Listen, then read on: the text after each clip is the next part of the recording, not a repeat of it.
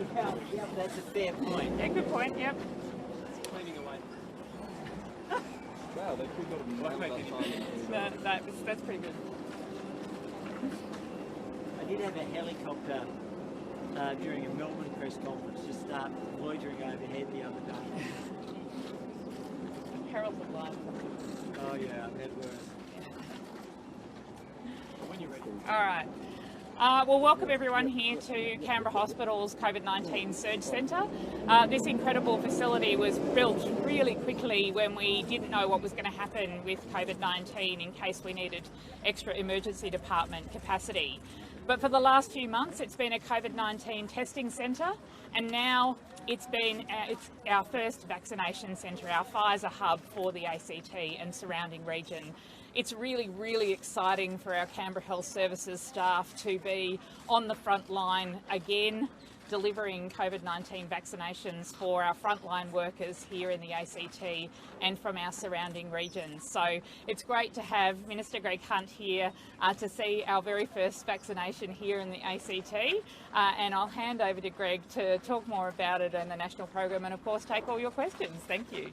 Great. Look, thanks very much to Rachel and to everybody involved here at the Canberra Hospital Vaccination Centre. Importantly, this centre was set up as a COVID overflow emergency department. It was set up with the possibility that Australia could have faced what Italy or Spain or France or New York faced in the early agonising days of COVID, or what we've seen in Los Angeles most recently, or in parts of the UK. It was never used for that purpose, and we are deeply grateful as a nation. But we have had the challenges. We've not been immune. We've done extraordinarily well, but we have to continue the fight to help contain COVID. But the next phase of that national challenge, that national partnership, is the vaccination program. And today, scenes such as this, which is occurring here in Canberra, are occurring in every state and territory. Maddie and Nicoletta, two nurses, one of whom was receiving the vaccine as a frontline worker, one of whom was giving the vaccine as a frontline worker, are Australian heroes. And they're emblematic of Australian heroes who have helped protect this nation during the course of the pandemic. So there's a lot more to go, but the next phase begins in earnest today. And that's an extraordinary moment for our country. And I do want to acknowledge people such as the ACT Chief Health Officer, Karen Coleman, and the Deputy Chief Medical Officer of Australia, Dr. Nick Coatsworth. They and so many others have worked through nights, through days, through weekends to protect Australians. And I do have to show you, Nick, just before joining you, gave me a pair of socks, and you'll notice that there is a needle and a spike protein in its last moments. And that's symbolic of what today is about. But we know that around the world this pandemic continues, and so we have to ensure that we take every step to continue our containment. Our COVID-safe measures remain equally important. Please keep being tested.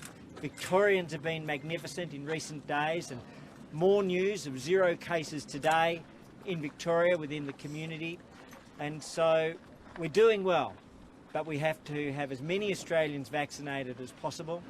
And we are on a positive track, but this will be a watching brief. But today's a day of hope and protection. Happy to take any questions. Minister, you've refused a few times to say what the precise figure would be for herd immunity. Why is that? Well, it's a medical issue which really relates to 3 factors, because coverage is one element, but there are 2 other elements that are equally important according to the advice we had from Professor Paul Kelly. One is the transmission impact.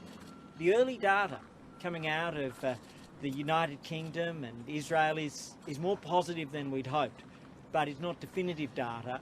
And then the second is the longevity of the antibodies which are generated by the process. And that's why once they have a real feel, and this is a global process for establishing that evidence, then they'll be in more of a position. So one of the things we've tried to do is always be honest about what we know and what we will know. That element's in the group of things where we will know it in time. Jonathan? Minister Hunt, we saw at the weekend a fairly large amount of anti-vax protesters in this morning, I want to take you to some comments from the Australian ABC. He says, we've got a problem in Australia. He goes on to say, if you want international borders to open up, you've got the wrong vaccine. Is he leading the anti-vax comments like that? Well, I draw a distinction between the two. But what I would say, and I'll simply turn to the facts, which Professor John Skerritt and others have highlighted, the head of the TGA. I have here a copy of the Lancet's peer-reviewed paper of the 3rd of February, the latest data that has come through clinical trials, and the heading of that paper is COVID-19 vaccine AstraZeneca confirms 100% protection against severe disease, hospitalisation and death in the primary analysis of phase 3 trials. Equally, the World Health Organization last week published its emergency use authorisation for AstraZeneca, and in that they said this regime, and they're referring to the 4 to 12 week interval, was shown in clinical trials to be safe and effective in preventing symptomatic COVID-19 with no severe cases and no hospitalisations more than 14 days after the second dose. Does it stop transmission? What we see is that there's a significant transmission effect which was identified in the Lancet journal. There's more work to be done, but the advice of Professor John Skerritt was that we have the right vaccines, and it's very important that we look at our medical authorities. And we believe we have the best medical authorities in the world. They have been absolutely clear that we have the best vaccines in the world. Safe, effective and thoroughly tested. Has there been any delay whatsoever to the rollout of nationwide homes today? What's your latest advice on that? My understanding is that it will occur throughout the day and around the course of the week. During the course of the week, we'll see Alice Springs, Altona Meadows, Albany, and so these vaccines are beginning today. And I do want to say this, over the coming months, on any one day there may be a truck that has a flat tyre or a stalled engine. There'll be all of the ordinary course of things that happen with flu vaccines or human elements, but there'll be more focus. So we're just pushing forward, and every day we deal with it, and today a lot of senior Australians are going to be vaccinated. You're indicating there's been a hiccup today. No, I'm not. You said that we could see issues along the trucks breaking down. No, I'm just saying over the course of... Later this week. Are there problems today with getting vaccinated? None that have been drawn to my attention, Jonathan. Minister, we've got tens of thousands of Australians stranded overseas. What plans are being put into place to vaccinate them so that they can get home sooner? So our goal is to bring them home, and the vaccination won't change the pace at which they come home overseas, because the world is looking at that transmissibility advice, and the advice that we have from what's known as the Australian Health Protection Principal Committee, the medical expert panel, is that for the time being, vaccinated or unvaccinated, people will continue to go through hotel quarantine. As we see around the world more data, then that may change the equation in terms of for how long or if or how people are quarantined when they come home. So that doesn't change, but our goal is twofold: to work with other countries to make sure as many people as possible receive the vaccine, to ensure within Australia that we can bring people home. The Chief Nursing and Midwifery Officer of Australia was vaccinated yesterday, and today is heading to Howard Springs to expand the capacity. She's looking at the maximum safe capacity for expansion of Howard Springs. That's another part of helping to bring people home. But are we paying like the British NHS trusts? Are we going to pay them to vaccinate Australians that are stranded in the UK?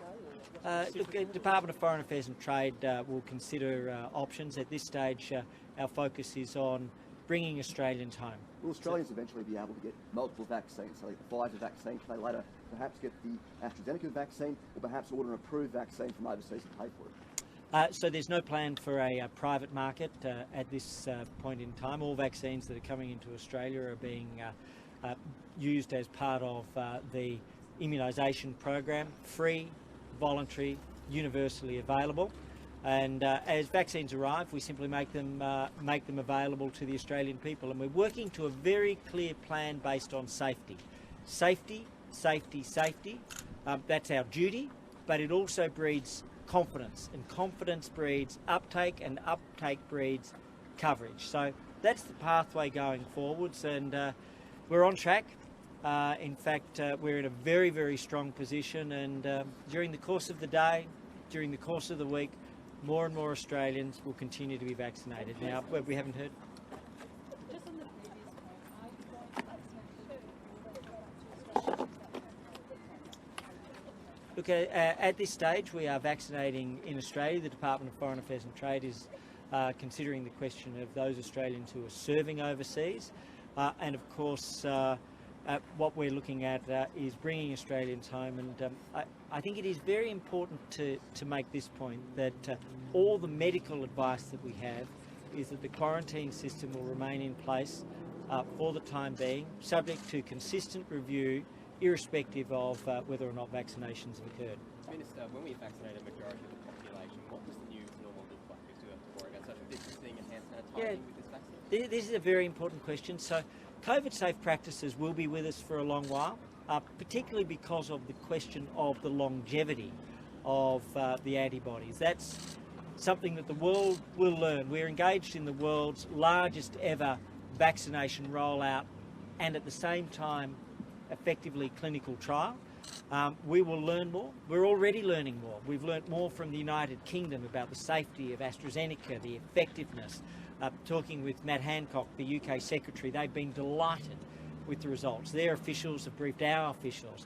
And so all of these things are occurring. But the broad trend of history is that as global cases come down over the year, and over the last month we've seen a very significant downwards trend. That's not to say it's locked in, but over the last month, a very significant downwards trend in daily global cases. And as vaccinations increase, both around the world, in Australia, then progressively we will be able to reduce restrictions in Australia. Our goal is to get to a situation where if we can protect the population against serious illness, hospitalisation and death, facilities like this, which Rachel and her team have magnificently created, won't be required. And what that means is the ability to operate and to address cases without having to close borders, without having to bring down lockdowns. That's a journey, and assessment is being done jointly with the states and territories. And I do want to reaffirm, the states and territories of Australia have been magnificent. Thank you. And I'll just check anybody that hasn't had a question yet. We've seen across the country today state premiers, chief public health officers and police commissioners getting the jab. Does that suggest there's a confidence issue? No, I think it is important that we show confidence, and the debate was had in December, and many of you may have been part of press conferences where we were asked, would you show confidence? And we've all thought about it, and there is a reticence about being seen to seek a priority, and none of us have wanted to do that, but equally there's a duty to provide that confidence. And so what we're doing is showing, if we think it's safe, if we're willing to do this, then it's safe for every Australian. And how annoyed are you that all of this coverage right around the country today is going on Facebook to help bolster that confidence? Well, I would continue to say to Facebook, there are higher duties that I said in the Parliament last week.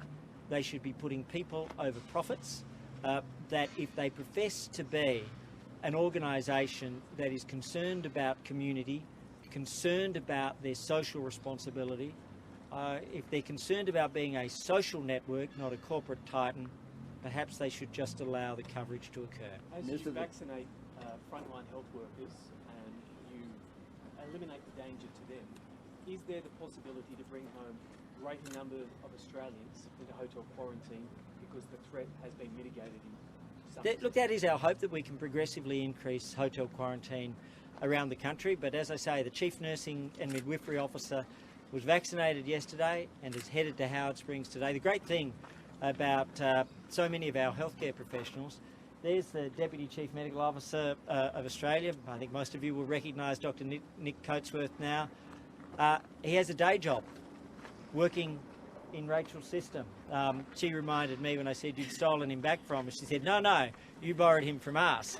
And we did. And he's back working in the hospitals. And Alison McMillan is a frontline nurse as well as the Chief Nursing and Midwifery Officer.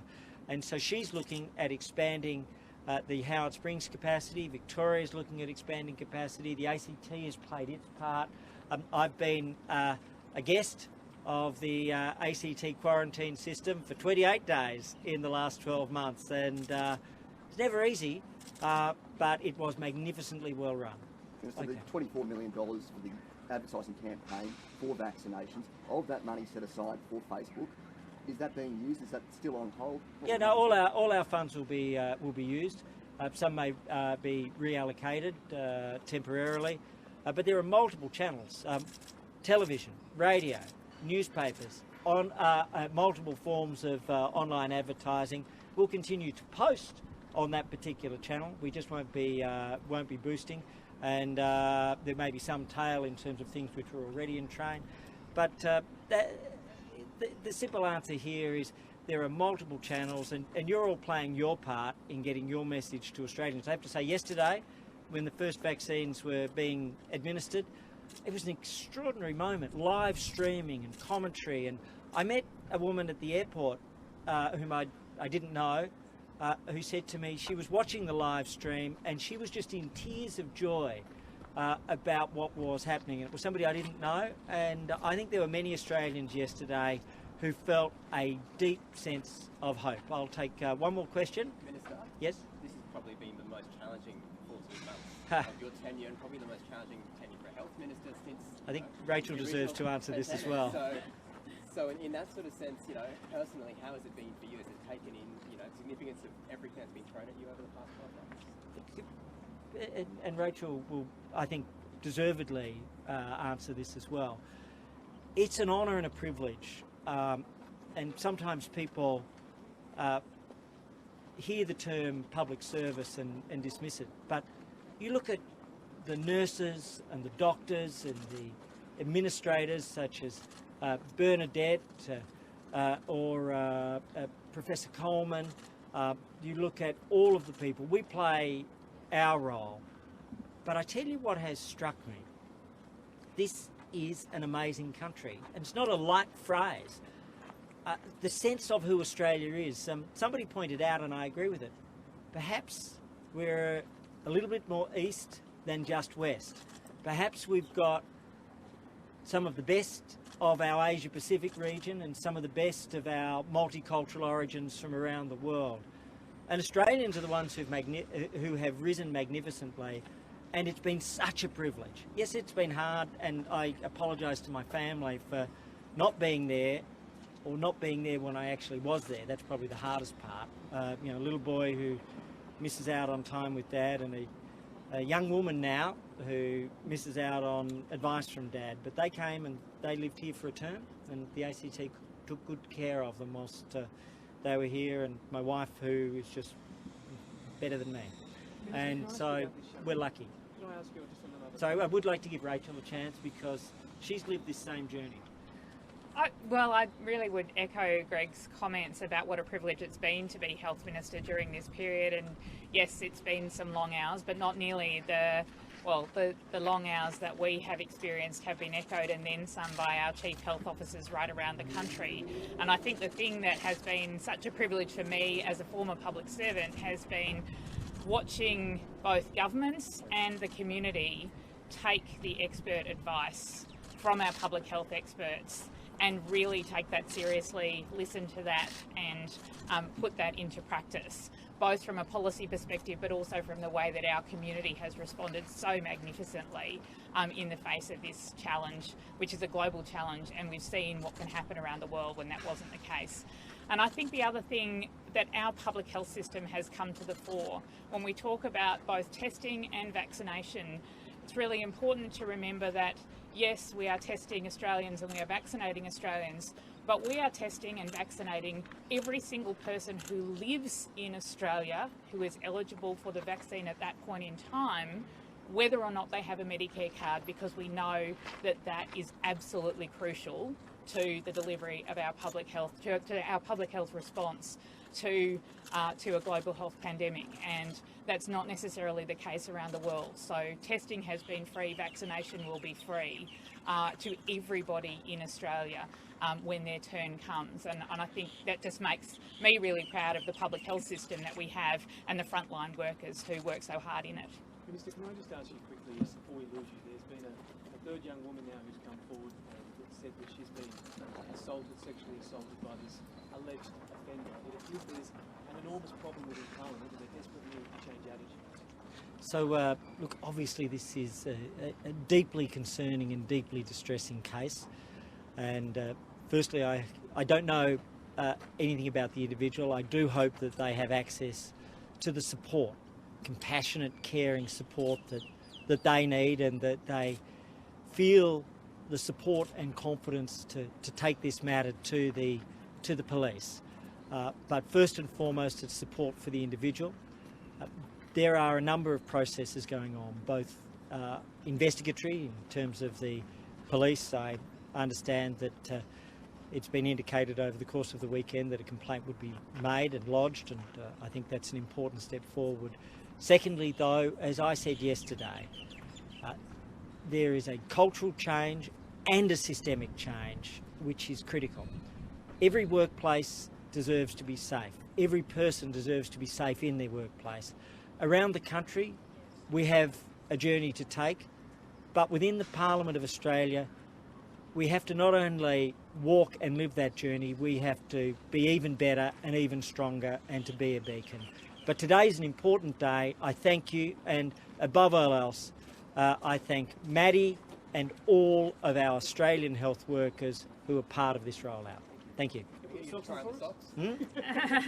No, I will wear the socks when I have my vaccination. All right, take care.